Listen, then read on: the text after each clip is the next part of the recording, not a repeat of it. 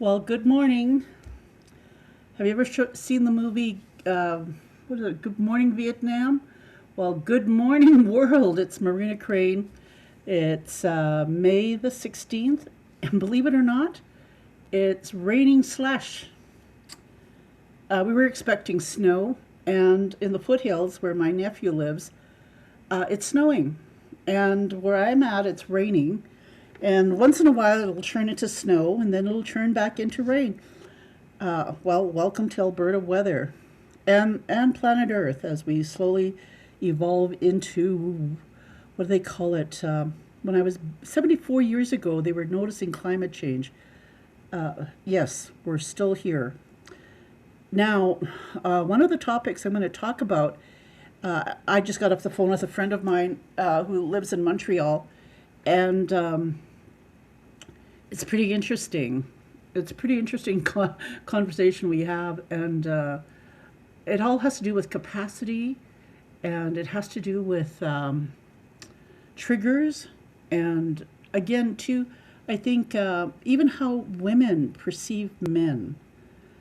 Because I do think the comment that there are some good men out there. We were talking about a friend of hers that passed away from cancer, and he says he was a good man. And I made a comment. I said it's a really difficult concept for Indigenous women. I rarely ever hear an Indigenous woman say, "Oh, he's a good man," and I said, not in the sense of the way you're saying it. I don't know the reasoning behind it. In some ways, I do, and maybe that's why I'm going to be doing this podcast and talk about this whole concept of triggers and what it is to have boundaries. I don't know any other way to explain it except that for me, when I say I'm a matriarch and that I was born and raised in matriarchy, that's been like decades, like 7 decades. So like that's like 7 lifetimes. So even the whole concept of what a matriarch is, there are quite a few Indigenous people, young people who have been raised in patriarchy. I haven't. I saw my first white person when I was 5 years old. Believe me, that's not nothing new in Western Canada. When I was, how old was I? I was 29 when I met a lady. I mean, she was older than me, but when she was 18, she saw her first white person. So get that, let that sink in. And for all those Indigenous people in Ontario, hey, my hat's off to you.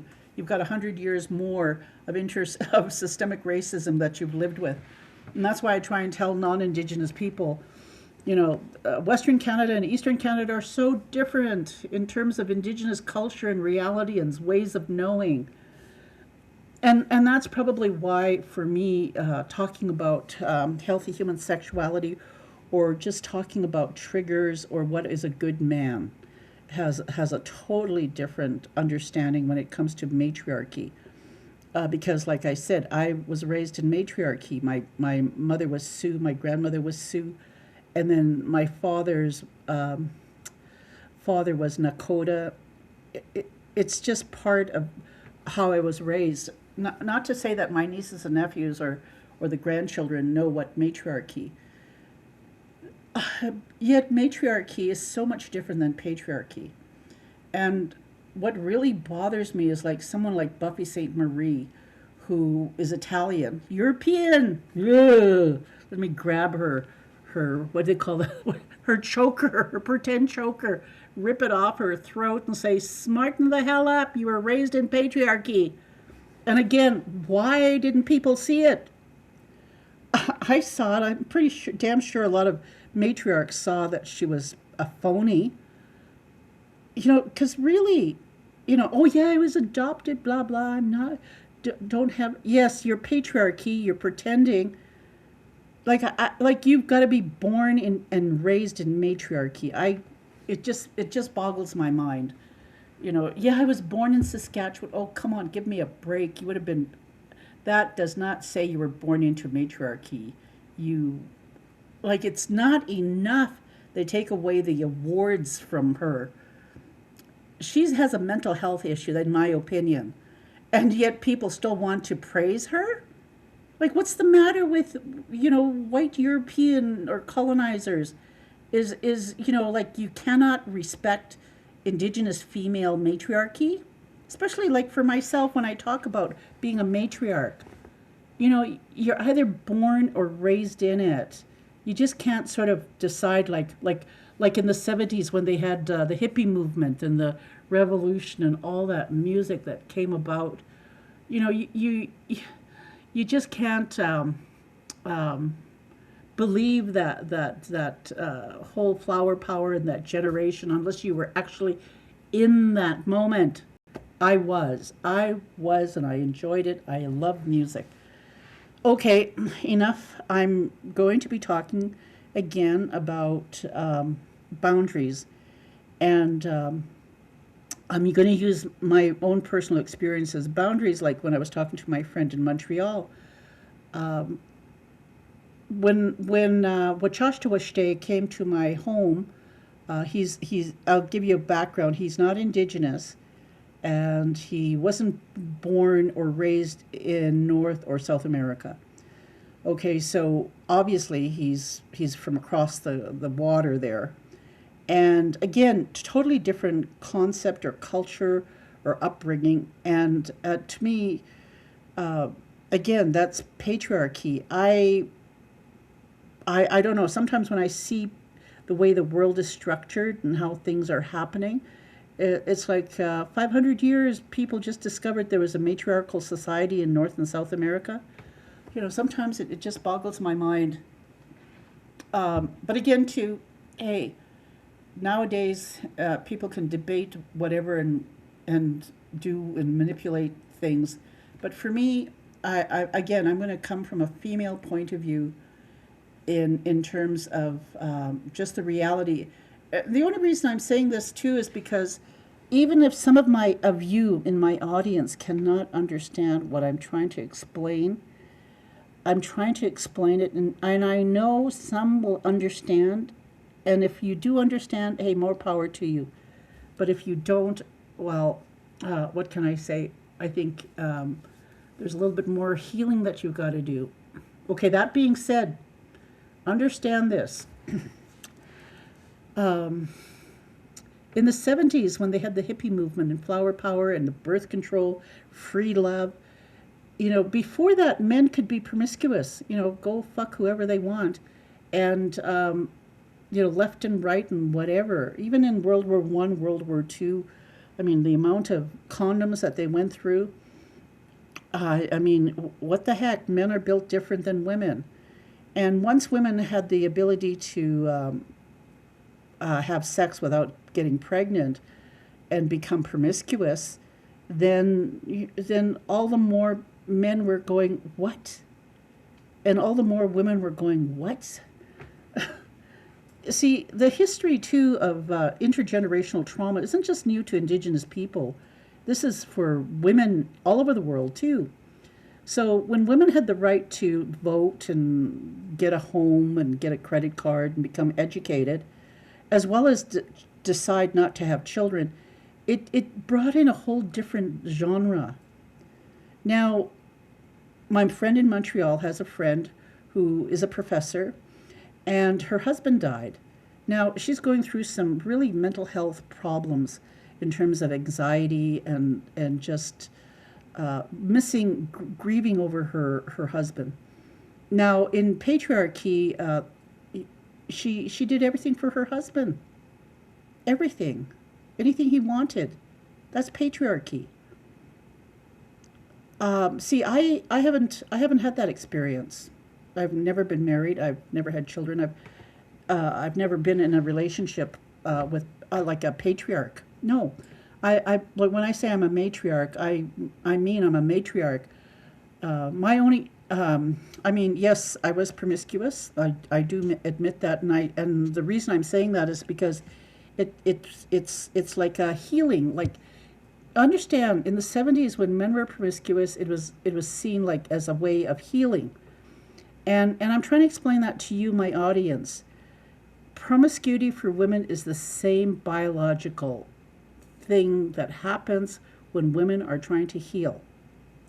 Now, for the whole reason of promiscuity and healing is that, like for me, I haven't been sexually active in decades, so my nervous system isn't attached to any male, like that whole, like, I don't know, cooking, cleaning, sexual activity, arguing, you name whatever interaction a woman has with their husband, that central nervous system that both the man and the woman deal with, I've never experienced that. Now, I'm going back to my friend's friend who's grieving. And not only that, too, like there was a young woman that I was acquainted with who lost her husband only weeks before their marriage. And for the past year or two, she's gained a following of almost 60,000 people talking about grieving over her, her partner. Now, I don't know why there's such a phenomena like that, why people gravitate to, what do they call it, performative arts, or performative in the sense of grieving. But my topic has to do with that central nervous system in the female body that is associated with their partner. Because, when a woman is with a man and he dies, and like, say for example with my late mother, my father hadn't died, but they were separated, and she had to learn how to drive a car. She was so dependent on my father to do things for her. It was really difficult for her. Now, for me, I can do mechanics. I basically can do quite a few things on my own. I've had to my whole life. However, it's interesting that, like, yeah, I do have some anxiety. I do have, I with my mental health and my physical health, I do have support. In all ways, I try to balance out my life. But this being said, too, when I hear about this lady who, she's got a cat, she's got 2 cats, and she's just like feels like she needs to go to a psychiatrist. She's grieving. Of course, because her central nervous system was attached to a partner for over 30 years. Now, I don't have that. I took care of my late mother, and I've took care of my niece. So I've been a caregiver, like a matriarch. but my central nervous system, how it was attached to sexual activity, was decades and decades ago. So I don't have that. I don't have that sexual connection, and that's why I'm talking about promiscuity. Is that when you're promiscuous and your central nervous system is wired in such a way that you get that stimulus, and you're somehow trying to heal. It's a healing process, is what I'm trying to say. And it's okay as long as you have, like at the time, I think when people think that they're getting sexual gratification in some way, yes, there is a healing, but you have to embrace it. You need to embrace it, and then after it's embraced, like I say, I used to go out to night clubbing, pick up a guy, and I hardly drank. Okay, so it wasn't like I'd go get drunk and stupid and all that. No, I had a mission.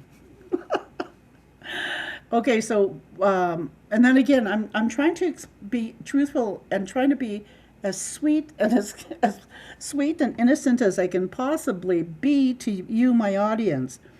So we'll include my cousin. My cousin is in her 60s, and my friend in Montreal is 65. Okay, so when I talk to my cousin about we talked about Nathan Chasing Horse, and I talk about Wachashtawashte. Now, I told my cousin, I said, I'm going down to Las Vegas with Wachashtawashte, and I'm going to bear witness to the injustice of Nathan Chasing Horse. Okay, so the first time I didn't tell her I was going to Las. Yeah, no, I did tell her I was going to Las Vegas, but I didn't tell her I was going with Wachashta. It wasn't until the second time that I told her. Now, the reason I'm bringing my cousin into this is because of the capacity or the lack of capacity that she shows. And bless her heart that I'm talking about her. But in the discussion with my friend from Montreal, when I talk about Nathan Chasing Horse and Wachashta, two different narratives and two different responses. And that's why I'm doing this podcast, so you can have a comparison on what is a good man. Okay, because I don't think people, women, and I'm just using Indigenous women, it could be any woman, but I'm just saying Indigenous women, just the capacity to just say that there are good men out there. There is a really difficult concept for some Indigenous women to grasp.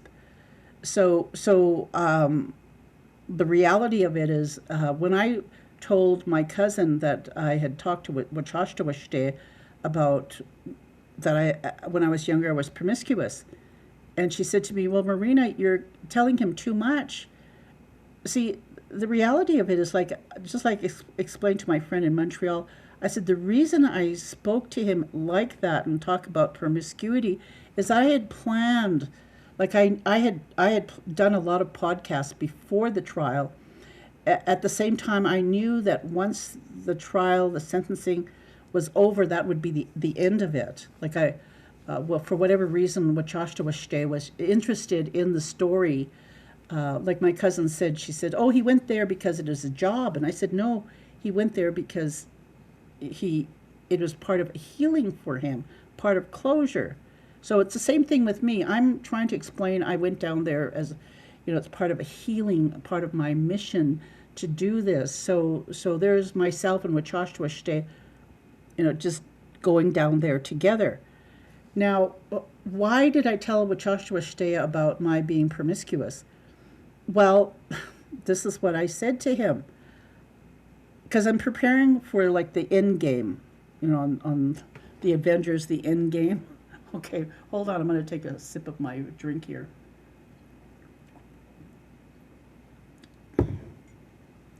So in any promiscuous relationship, you go out, see a guy or a girl, whatever sexual orientation you are, and you have a one night stand, and then either you remember their name or you don't, and the next day you don't ever see them again, and it's over. We both got what we wanted. We both wanted to have sex. Bang, it's done.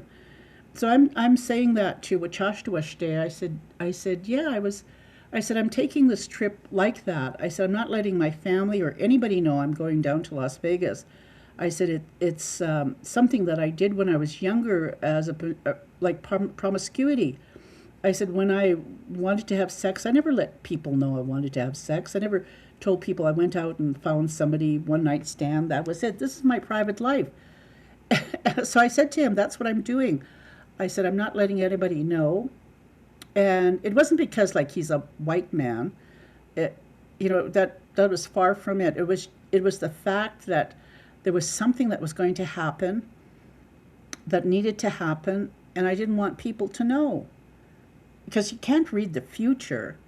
And Wachashta said, oh, well, you must have when you have sex, you must have broken this man's heart.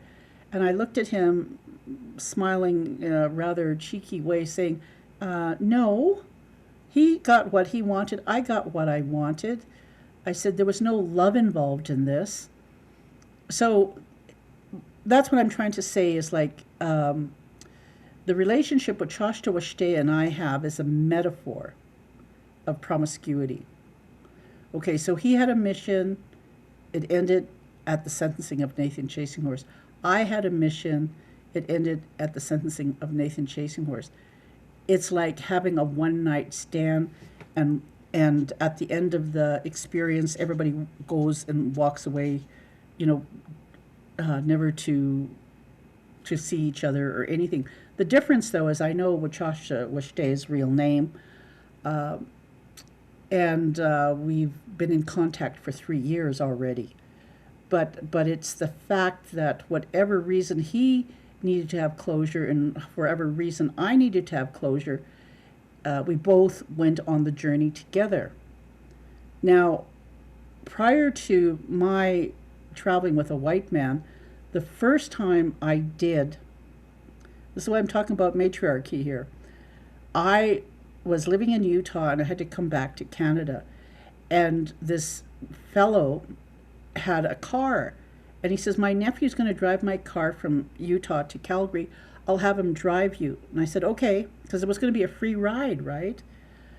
So I caught a ride, a 16-hour drive. He was so enraged. This young man, this man's nephew was so enraged that he was driving a woman, an Indigenous woman, or in the United States they'd say a Native American, from Utah to Calgary, Alberta. He was so mad. He wouldn't talk to me. He just knew he wanted to get home as fast as he could. Speeding. Okay, we were going through Idaho, and in the dark he hit a deer. Didn't even stop. He was so mad. Like, that was my experience traveling with a white man by myself. 16-hour drive. So when Wachashta said he was going to come with me, I wasn't going to say, no, I don't want to travel with a white man. I just thought, okay, whatever happens, that's in his ball court. Whatever information he wants to give me, that's up to him as well. So I had already managed. I had my own money, didn't get any help from my tribe. Bless my tribe's heart. They'll do it for other people, but not me. Anyway, so here's my cousin. She says to me, well, Marina, she says, you had feelings for Nathan Chasing Horse 20 years ago. And I said because she's comparing Wachashta and Nathan Chasing Horse. This is what I want you to get across, my audience. Okay, so she's talking to me. I'm going to my cousin. I said, look, I said, when you were having your menstrual period, were you able to shut it off like a light switch? Like the next month you could shut it off and not have your period? I said, no, it's impossible. There's no light switch. I said, so when you're attracted to someone, you find them attractive, no matter what age you are, it's a natural thing to have feelings or attraction. I said to her, it's just, you can't shut it off or on. So why are you looking at me as if it's sinful for an Indigenous woman to have sexual feelings for any man, whether they're Indigenous or white or whatever color? And I said to her, that's healthy human sexuality. I said, it's like psychology 101. I said, you look at somebody and you think, oh, I'd like to have sex with them, or you fantasize about it, but you don't act on it. And she's listening to me, and I said, no, look at it this way. I said, human beings, we're animals. Psychology 101 states, too, people can fantasize about having sex with a child, but that doesn't mean they're going to act on it. And it doesn't mean that they're evil because they thought about it. I said, if I thought about having sex with, like, you cannot not help doing that. I mean, like, I know if some of my audience are male, sex is on your mind 24/7. Not so much females, okay? So when I'm talking to a female, I'm trying to let them know, you can't switch it off and on. And that the reality of it is, if you're an adult, male or female, and you have thoughts or fantasies about having sex with a child, that doesn't make you evil or a pervert or anything. However, and this is the distinction in when I talk about healthy boundaries, if you act on it, just like if you have feelings and you are fantasizing about having sex with someone and you act on it, it depends on who you're acting it on. Like, when you do that with a child, it becomes unforgivable. when you do it with someone who does not understand consent, it's unforgivable. But when you're at the age of consent and you understand consent and you're a grown adult and you act on a sexual fantasy or desire and the person responds in a positive, yes, I will have sex with you, you are two consenting adults. That is healing. That's what I'm talking about in terms of promiscuity for both men and women. It isn't just one-sided. For decades, and even in some religious scopes in today's society, it's like, thou shalt not. No, excuse me. We're both human beings. We have different brain capacities and different biologies, but we still have those sexual urges. Why? Again, because we're just built this way. Okay, so going back to this whole notion of promiscuity, is in my community, I didn't let my on March 11th, I didn't let my family know, or people like from the community know that I was going to Las Vegas. They didn't know, and I said this to my cousin. I said I didn't want anybody to know. I said it was like I said, like if I was going to have a one night stand, nobody would know. I mean, when I did get to Las Vegas, I did go on social media, and word did get back to people that I had gone.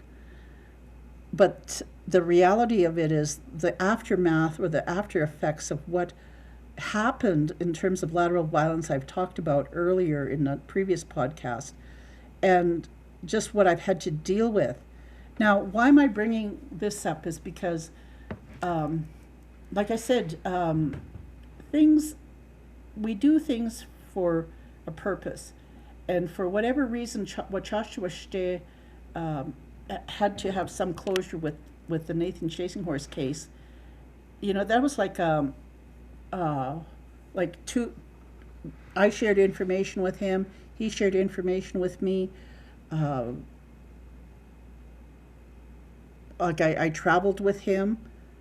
Again, like I said, he's a white guy. Last time I had I traveled with a white guy was horrific, and but again, I had to trust this white guy. I have white uncles, okay, so I'm not.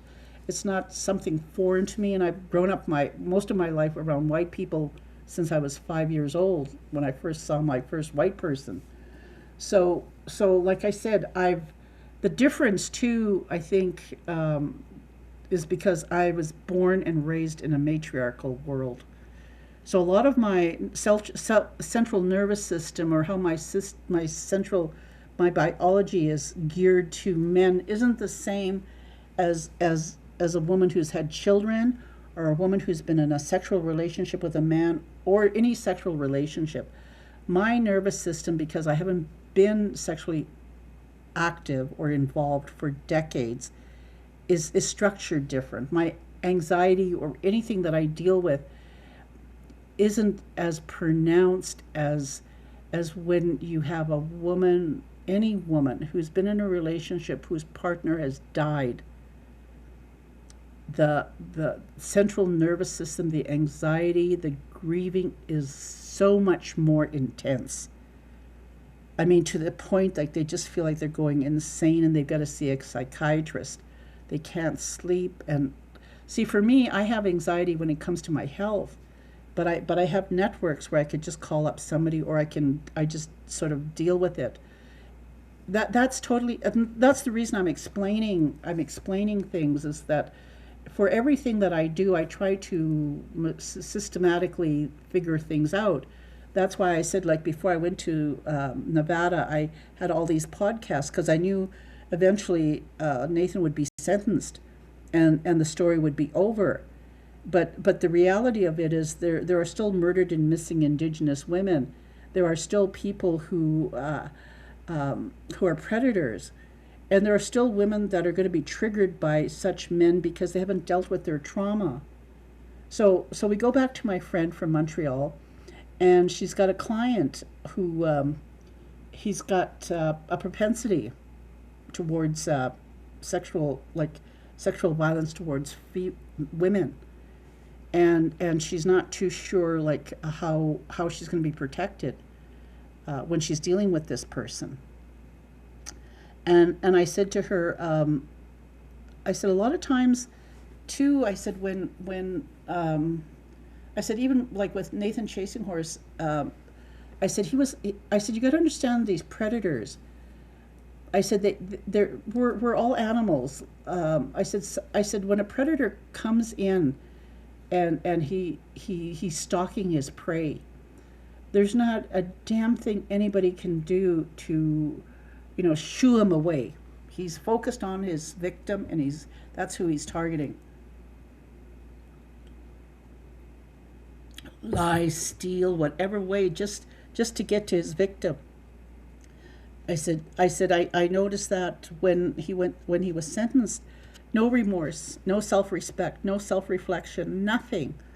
I said it really hit home that he had to have been doing this since he was a teenager. He had to have been a high-risk teenage child that had been practicing targeting the central nervous system of his victims, because I said just as male and female energy work and sexual attraction, I said the predator will look at their victim and sense it, and so they'll stalk their prey. And I said so yes, I said a lot of times women don't realize that because of that trigger, they haven't had the capacity to heal or understand how to put boundaries up to be safe. They become easy targets and victims because of intergenerational trauma. I said it's the same thing, like when she's saying she's dealing with this client who has a propensity for sexual violence. I said even trying to talk to people about like sexual violence is really difficult. I said it's because people don't understand. I'll go again with the metaphor of promiscuity. A man can be promiscuous, and so can a woman. But if both don't see that they're both healing, and they can both walk away without any repercussions and say, okay, I forgot that person last week, that's nobody's business, and it's, again, consent. There's no love involved in it. So a lot of things that we do and how we interact with men and women is similar, especially when you have to work and deal with people. You become close and intimate in sharing parts of your life, and to the point, like I said, with Wachashta, that's not his real name. The things that I know about him and just how I felt around him, or how he showed compassion towards me, and how I had to trust him. I'm trying to say there's a physical promiscuity that I had attached to my central nervous system when I was younger. Now that I'm older, and I, again, just having relationships with another human being, and having the capacity to have intimacy, even with your mom, dad, brother, sister, aunt, uncle, strangers, we as human beings have so much capacity in what we can do to be intimate with each other. Now, walking away from that intimacy or walking away from that relationship is similar to promiscuity, because you're walking away. You both got what you wanted, and you're walking away. And it's the same thing too. I know his name. I know more about him. The experience wasn't the same as Mike being driven back from Utah to Calgary. Totally different, opposite experience. The difference, though, is like the similarities. Like, I don't remember that guy's name that drove me back from Utah. But again, this Wachashta, like I know him. I know about his life, and he knows about me and my life. And he knew quite a bit about the victims too. Like, really, I can't even stress how much he knows. I'll just let you know that I really commend the effort that he put into just everything to know about the whole history of Nathan Chasing Horse. I, as much as I want to say and do things with my blog and podcast, the amount of information I shared with him for the past 3 years, I don't know if you could even imagine the depth, because it's just the intimacy of sharing that information. Now I knew it was going to come to an end, that he would go his way and I would go my way, and that's why I use the analogy of promiscuity from my point of view as a young woman. And even though he jokingly said, "Oh, the person you broke their hearts," like the reality of it is like, no, we're going to separate after the sentencing. You're going to find closure. I'm going to find closure, and we're going to walk away. And that's the reality. That's why I'm talking about this podcast. Now, as I know you understand it, and as I'm saying it as clear as I can, because I've had different I've had different people that I've talked to about this. The reality of it is, though, when I try to explain to my Indigenous cousin the difference, she doesn't have the capacity to understand it. Now, why is that? I think sometimes as an Indigenous woman, we get battle fatigue. I think sometimes we're around so much abuse that we haven't had the opportunity to understand intimacy without sex. In other words, I think sometimes, not just Indigenous women, I think sometimes women just feel like they cannot live without a man. In matriarchal society, we can, like I have. Like I said, I think the traditional ways of Indigenous ways of knowing, we have, as Indigenous women, we have the capacity to do quite a lot of healing, because that's our role in a matriarchal society. However, if we've been indoctrinated into patriarchy, and we've been infantilized about even fawning and limerence and all these topics of how people stagnate or can't be open-minded about finding good people, both good men and good women. Like the capacity to realize, like, when people are married, not all of them end in divorce because of infidelity. I was explaining that to my cousin. I said, some people end up divorced because they just outgrow each other. I said, there are good people out there. Doesn't mean when somebody gets divorced that they're bad people. I said, there's good people out there. I said, if you think it's slim pickings when it comes to men, because all men are don't have boundaries, or who are what they call not faithful, or women being not faithful either. I said, you just have to put out your spidey senses, because there are good people out there. Like, I think I'm a good person.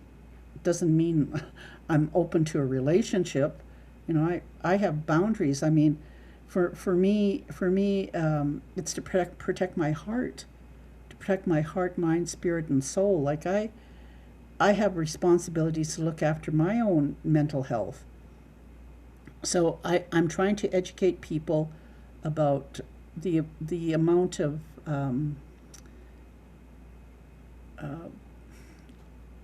I'll say the capacity, not the amount. There is a capacity of what we can and cannot engage in.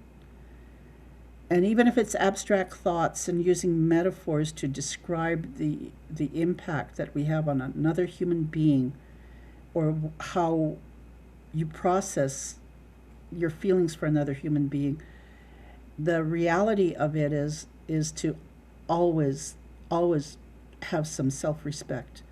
Always honor yourself, and just realize, like, what you've learned and how you have the capacity to learn is for a reason. And for me, it's one thing for somebody to say, oh well, feminism, women's liberation, all that. Yes, it's one thing, but when I hear about women who either have lost their husbands through death, or they've divorced, or they just, their whole nervous system is just attached to a man, to service a man, because in patriarchy is servicing a man. Because what do they say? When you get married and your husband wants sex, you have to give them sex, because they'll start looking for some place to have sex, and or you service them by like feeding them, doing their laundry. Like the relationship is you're servicing a man. That's patriarchy. I've never had that, so my central nervous system has never been attached to patriarchy. That's why I'm saying, for matriarchy, you have to be born into it and raised in it. And if you're Indigenous and you've married a traditional male, Indigenous male who's been raised by a matriarch, then you understand it. But it's a really difficult concept that a lot of people don't really understand. Like I said, I'm a couple of years older than Nathan Chasinghorse's parents. I know they come from a very poor reservation. They lived in a town site. Like, I come from a time where, like I said, there was the hippie movement, drugs, LSD, marijuana. Like, it was just flower power, all that stuff. And so I know his parents were involved in a lot of nefarious things on the reservation, and they were in trouble with the law. And people can reflect and say, oh, Nathan Chasinghorse became who he is because of his relationship with his father. Oh, people can look at me too and say, well, Marina Crane is who she is because of her relationship with her mother.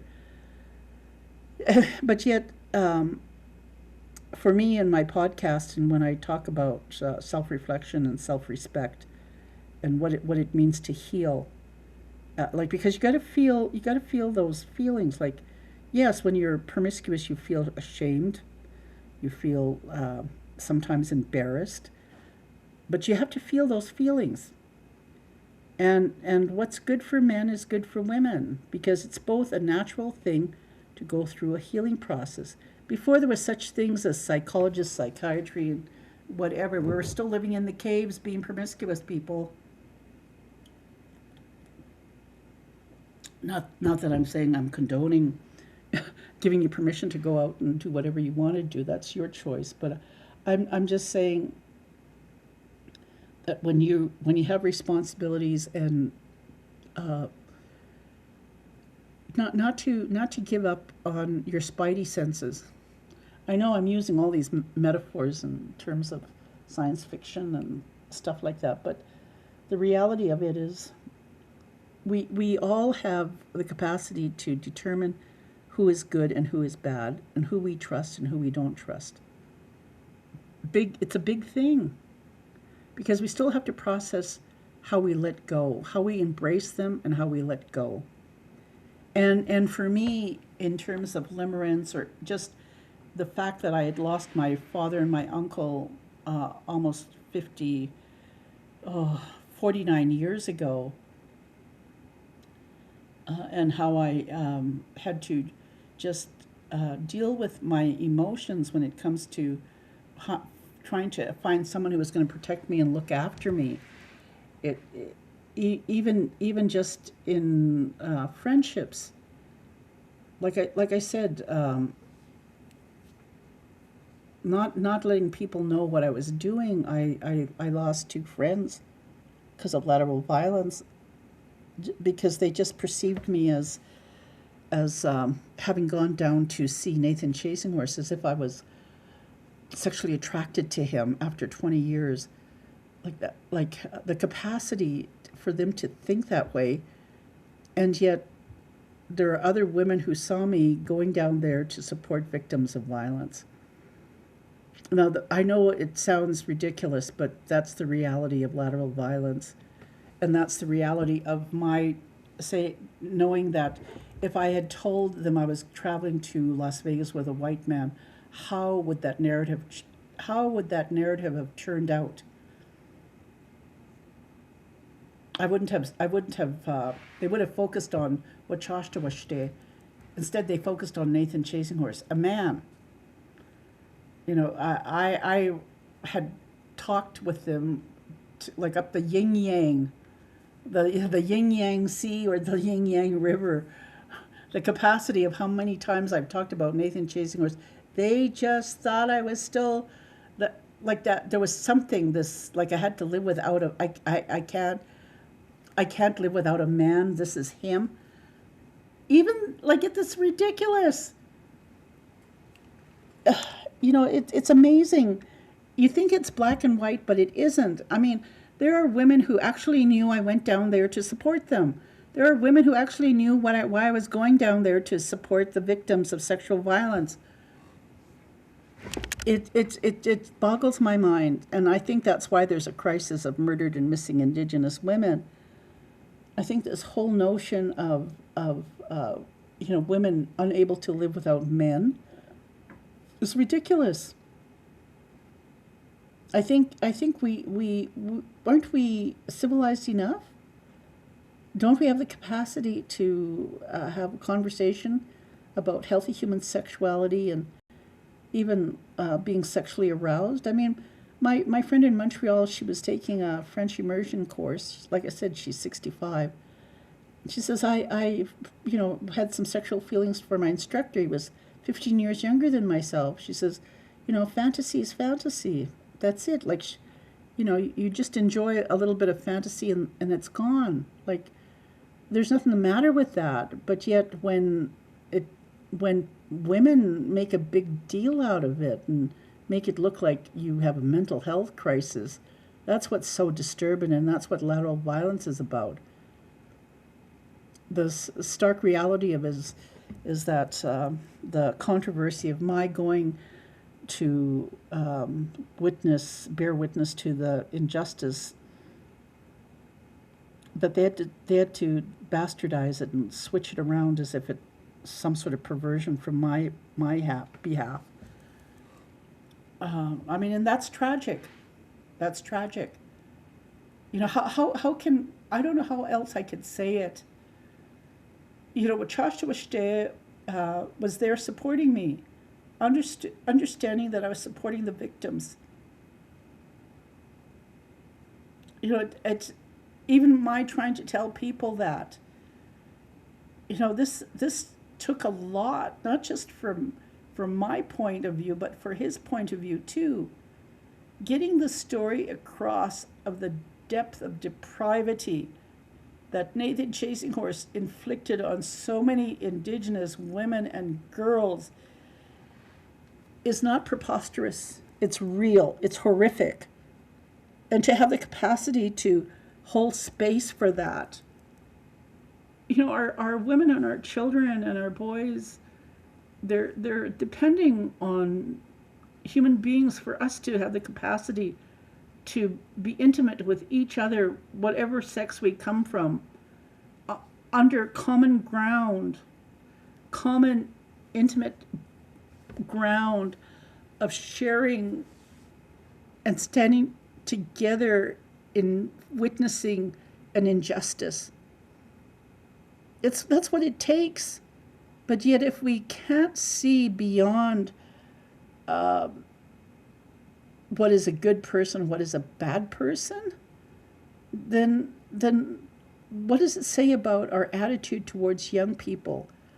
This is what I was saying to my friend in Montreal. I said, I am old enough that I can talk about like my life. what lateral violence is towards me. I said, if I go into a room and there are people who are misogynist, who either have hate in their heart for their grandmother, their mother, their aunt, their cousin, their sister, I come into the room, I'm invited, they've given me tobacco, I'm supposed to be in a safe place as a survivor of, and they're doing anti-oppression, and I go into a circle to talk, and I'm in the presence of misogyny, and the host sees it without protecting me. I said, as an Indigenous elder woman, I said, I sense it. This is my reality. And yet, when you do that for an elder Indigenous man, they don't do that. They don't project that hate onto that man. They do it to Indigenous elder women, and they do it to women. And that's what I'm trying to talk about when I talk about what is appropriate or not appropriate. And the majority of times, even if I talk about promiscuity, it's like, oh, you're a horrible woman. And yet it's okay for men. And yet when it comes to a woman falling in love or wanting to have the capacity to have a family, that you cannot, you don't see her self-respect or her self-concept, her capacity to love. It's the reality of like not honoring matriarchy. I know growing up in a patriarchal system where people don't want to realize that we've been matriarchs our whole life. They're still trying to kill off our ways of knowing because we've been raising our girls to be matriarchs. And so that when we get older, our central nervous system, when our partners die, we don't end up in psychiatric wards. You know, that we have the capacity to find balance right away because we're balancing it out for our children and our community. That's associated with our central nervous system. You know, being a matriarch is so powerful, and it's so healing. And as Indigenous people, we, especially women, we need to see it and we need to honor it and we need to call it out. But for me, I'm hoping a lot of young Indigenous women and young Indigenous men understand this, because the capacity for older women and older men not to get it is so profound. That's why I'm sharing my story. I'm an elder. I'm an elder who is telling you the truth about her life. My life and all the lateral violence I went through, and I still go through. I haven't seen Nathan Chasing Horse in 20 years. I saw him for the first time on March 11th. I don't know how innocent or how profound that is. I wasn't there for him, but yet people want to look at it that way. And that's the tragedy of it. I know it's a really difficult concept to comprehend, but I know for all the Indigenous women who've been there supporting each other, trying to get this man behind bars. I know you've experienced lateral violence from your own communities. I know just talking and trying to get word out, you've had people talk about you, gossip about you, and that's just the reality of the work that we've had to do. And it's a hard thing to do, but like I said, our children are depending on us. Our children are depending on us to be open-minded. Our children are depending on us to trust people who want to be allies and cohorts. And to understand we have the capacity to show compassion, to show intimacy, and we have the capacity to also walk away and protect our hearts, minds, spirits, and souls. Life's not easy. We can't churn our biology off like a light switch. However we deal with our emotions and the people we meet, those are real things. There's no pretending about it. It's not a fairy tale. And yet we go through these things. We embrace them every day and we release them every day. So I'm grateful to have been honored by Wachashtawashtea. I'm grateful for the choices I've made when I first met him, and every day, even when I talk to him or text him, that I would embrace and release. Embrace every thought or interaction I had with him, and release whatever the capacity, the outcome of what I needed to change every day. I've done that since I met him, and I've done that even when I've released him and said goodbye. He was on a mission and I was on a mission. We had something in common: to get the story out about Nathan Chasing Horse, that people would believe what he's done. Believe what he's done, even when he stands up in a court of law and he says that he's innocent. Imagine 20 years ago him lying to me, lying to every person that he ever met in my community. And today, if he were here in my community, he would still be lying. So it takes a special kind of person to stand up to somebody who lies about everything. And it takes a special person to protect your children against such a person. But in order to do that, you have to have self-respect. You have to have the ability to self-reflect and understand the decisions and choices that you're making are not just affecting you. You got to put away your ego and just realize that there's somebody out there depending on you, making sure that you're there for them when they're yelling for help. It's not an easy thing. I'm just grateful I have the capacity, to talk about what a predator is and the energy and the how a person stalks their victim. Just the fear that Indigenous women have about living alone. They forget how they were raised, if they were raised in a matriarchal society. Sometimes we've adopted the white way of knowing and thinking, and it hurts our own gender. I remember growing up and seeing how strong my grandmothers were and my aunties, all matriarchs, my grandmothers. That's my living history. That's my living knowledge. Like I said, I never gave Nathan Chasing Horse tobacco. That means I never trusted him. My spidey senses were aware and awake 20 years ago, and yet I still fight lateral violence. That's why I'm doing this podcast, so that you understand when you decide to heal, and you decide to face your perpetrator, you decide to do something to help somebody who's a victim. You have to have courage. It's not easy when people turn against you as if you're a witch and they're hunting you down. It's not easy, when people assume the worst of you, the worst of your gender.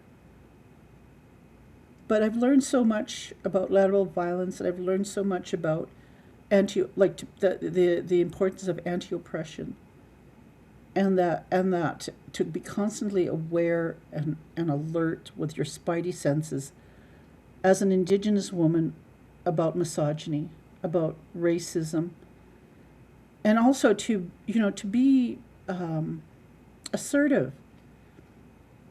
Let people know where you stand, and if they've offended you or or if you have the capacity to let them go. Most of the time when I've let go of people, I've given them a gift. It's gift giving, wiping away tears and releasing soul ceremony. It's part of being Indigenous in my culture, the way I was raised, the way my mother was raised and my grandmother's. So I'm hoping that helps in some way, that you understand. I wanted to do this yesterday and other times. It's, like I said, we're all intuitive. I had planned this months before, not understanding how it was going to look when it was over. But yet it's given me pride to understand what it means to be matriarch. There's a book called Little Brown Girl, all the affirmations to give Indigenous girls a positive outcome, a positive look at what it is to be Indigenous, to be a matriarch. You know, they have all these campaigns, and yet we still need to do more work to those positive affirmations so that our children don't grow up to hate, with hate in their heart for their mums, their grandmothers, their daughters, their nieces, their cousins.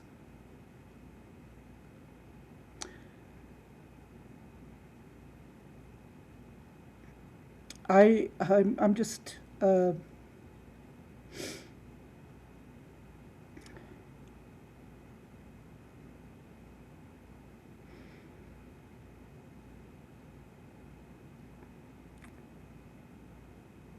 I just didn't think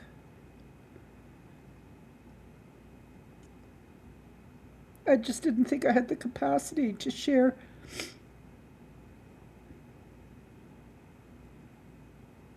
but if sharing helps anybody out there know that healing is possible and that we have this built in us because of the prayers of our mothers, our aunties, our grandmothers.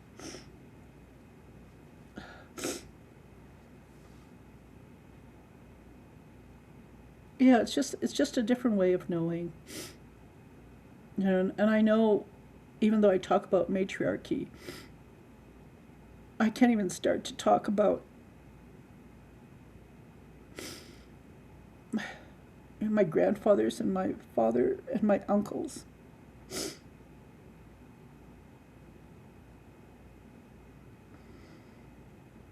So that being said, I don't know.